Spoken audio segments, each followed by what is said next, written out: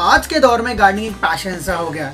तो आइए देखते हैं ऐसी कौन कौन सी चीजें हैं जिसे घर पे भी किया जा सकता है। Welcome to the worlds of plants.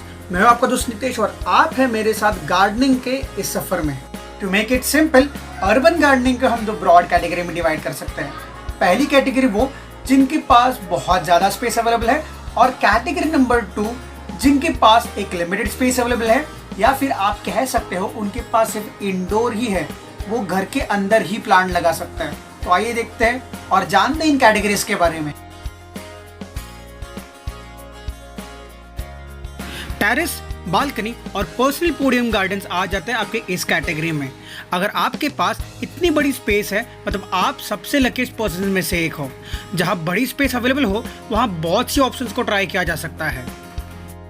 ज्यादातर लोग पॉटेड प्लांट्स और उसके साथ पॉन्ड को रखना पसंद करते हैं, but yeah don't forget to consider the load carrying capacity of the beam. It's very crucial.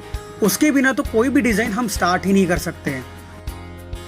Markets में आजकल पोर्टेबल पॉन्ड्स के भी बहुत सारे ऑप्शंस अवेलेबल है, जिन पे आप फिश और वाटर लिलीज भी प्लान कर सकते हैं।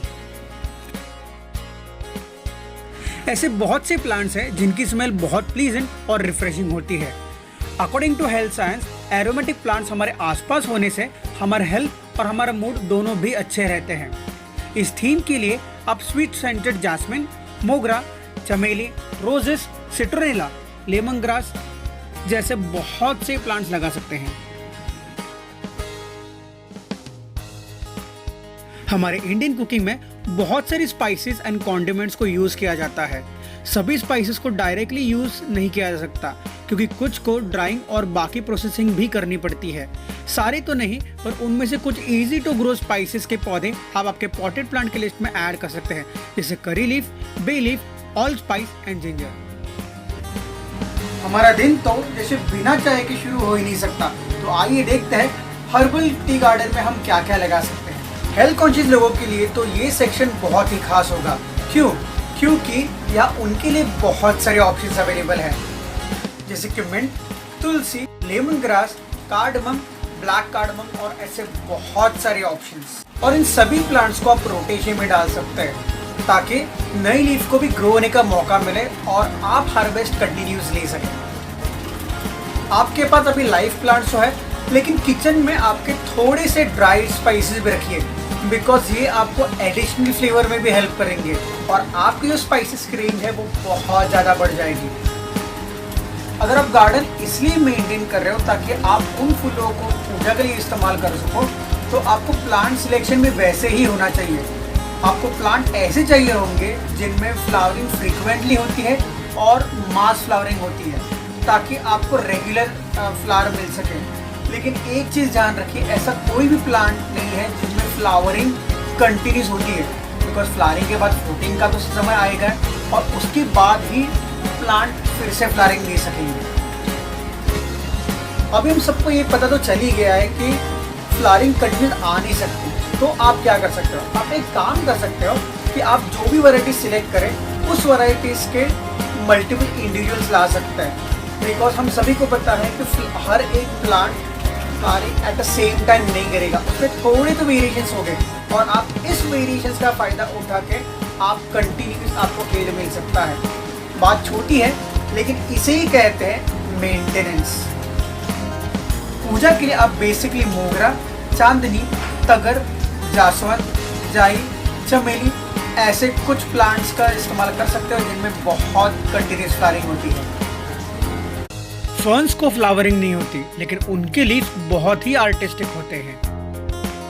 ऑर्नामेंटल फ्लावर एंड फोलिएज ये एक ओपन थीम है। आपको जो भी फ्लावरिंग ऑर्नामेंटल्स लगाने हो वो लगा सकते हैं। सिर्फ एक ही कंडीशन है, अगर एरिया ओपन टू स्काई है तो आप मैक्सिमम प्लांट लगा सकते हो, लेकिन अगर एरिया कवर्ड है then prefer the shade loving ornamentals. Gardening के लिए अगर वॉल्स को इस्तेमाल करना हो तो वर्टिकल गार्डन्स और ब्रीदिंग फ्रेम से बेस्ट कोई हो ही नहीं सकता, but one has to maintain it beauty by the proper and regular maintenance. आप अगर हेल्थ कॉन्शियस है और आपको अगर फ्रेश वेजिटेबल्स खाने हैं तो आपके पास खुद का वेजिटेबल सेक्शन होना ही चाहिए। लेकिन वेजिटेबल गार्डन बहुत ही ट्रिकी होते हैं, इसमें ज़्यादा ध्यान देने की ज़रूरत होती है। To begin with, leafy vegetables and कुछ स्क्वैशेस आप ट्राई कर सकते हैं, जैसे करेला, टिंडली, पम्पकिन, जो आपके लिए बहुत ही इजी ऑप्शंस होंगे। इजी टू ग्रो वेजिटेबल्स में ऐसे और भी कई ऑप्शंस हैं, जैसे कि पालक, red एमरंथ, brinjal, chillies and lady finger. हालांकि बच्चों को गार्डनिंग में इन्वॉल्व रखना बहुत ही मुश्किल है, लेकिन उनके लिए भी 2 गार्डनिंग के ऑप्शंस हैं। एक है वर्मी कंपोस्टिंग और दूसरा है बटरफ्लाई गार्डन्स। ये दोनों कॉन्सेप्ट बच्चों को बहुत ही पसंद आते हैं। टेबल तो हर घर में होते हैं, विंडो के बाहर ग्रिल भी, लॉबी तो आप भूल ही गए। इतनी सारी जगह तो है और फिर भी आप लोग कहते हैं कि स्पेस क्रंच का प्रॉब्लम है। जब से आर्ट गार्डनिंग से जुड़ गया है, स्पेस क्रंच अब हमारे लिए कोई बड़ी बात नहीं है।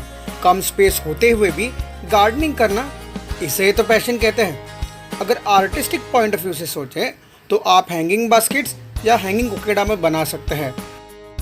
फ्लावरिंग हो या फोलिएज, आप इसमें से कुछ भी यूज कर सकते हैं। ये दोनों भी इसमें बहुत ही बेस्ट लगते हैं। बात अगर टेबल टॉप्स के लिए करें तो टेरेरियम्स और ऑर्किड 2 बहुत ही अच्छे ऑप्शन है उसके लिए। अब ये टेरेरियम्स क्या होते हैं? टेरेरियम एक इंडोर गार्डनिंग आर्ट है जिसमें ग्लास कंटेनर में साइंटिफिक तरीके से प्लांट को इंसर्ट और अरेंज किया जाता है। अगर आप इसमें moisture and shade living plant को इस्तेमाल कर रहे हो तो इसे सील भी कर सकते हैं।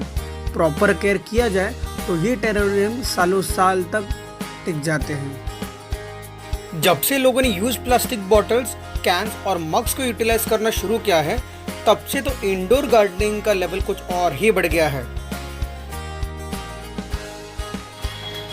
ये तो बहुत ही सिंपल है। सिर्फ मनी प्लांट को लीजिए और इसमें डाल दीजिए और इसके अंदर लकड़ी डाल दीजिए ताकि वो अंदर ना जाए।